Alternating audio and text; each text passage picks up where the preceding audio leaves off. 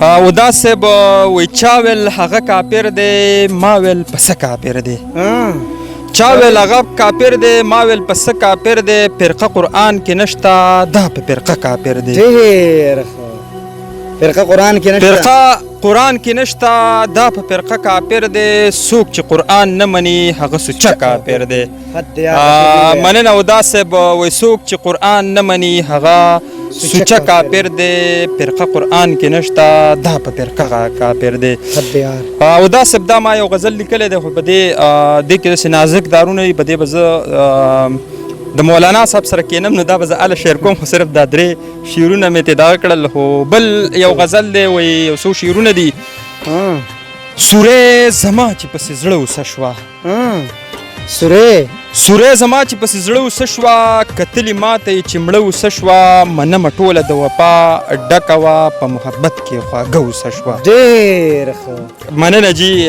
وایي سورې زما چې پسې زړه اوسه شوه کتلې ماته یې چې مړه اوسه شوه منمه ټوله د وفا ډکه وه په محبت کې خواږه اوسه شوه ډېر ښه جوړې د سترګو نه باڼه وغشي په زړه زما چې خواره اوسه شوه ډېر زبردست مننه جي وایي جوړې د سترګو چې باڼه وغشي زما په زړه باندې خواره اوسه شوه او چا چې ساګر ته یار اشنا ویلو هم د هغې پیغلې واده اوسه شوه ډېر مننه جي ساګر ته یار اشنا ویلو چا چې ساګر ته یار اشنا ویلو هم د هغې پیغلې واده اوسه شوه مننه جي مننه جي اوس به ستاسو نه یو څه د دغې کاروبار نشته په دې دور کې خلک واه د دغې کاروبار نشته په دې دور کې خلک مینې ته اوزګار نشته په دې دور کې خلک دا زه لیونې شوي یم چې ښکلو پسې ګرځم نشته وفادار نشته په دې دور کې خلک حد دی جي دا زه لیونې شوي یم چې ښکلو پسې ګرځم او نشته وفادار نشته په دې دور کې خلک چې راشي موږ له روغه وکړي دواړه پښتانه یو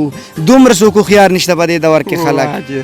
چې راشي موږ له روغه وکړي دواړه پښتانه یو دومره څوک هوښیار نشته په دې دور کې خلک چې نن یې ساجت و نو اوداس ته یې دا ووې ستا په شان د کار نشته په دې دور کې خلک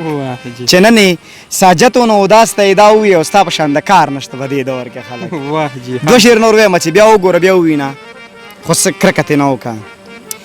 بیا ووینه بیا وګوره خو کرکه ترې نه وکړه چې ما درله څه دم کړل لږه سکه ترې نه وکړه او همدا هغه سړی دی او همدا هغه قاتل دی د خپل لالي پوښتنه اوس ټوپکه ترې نه وکړه دا هله خو په ما پورې په اوتو بوتو سر دي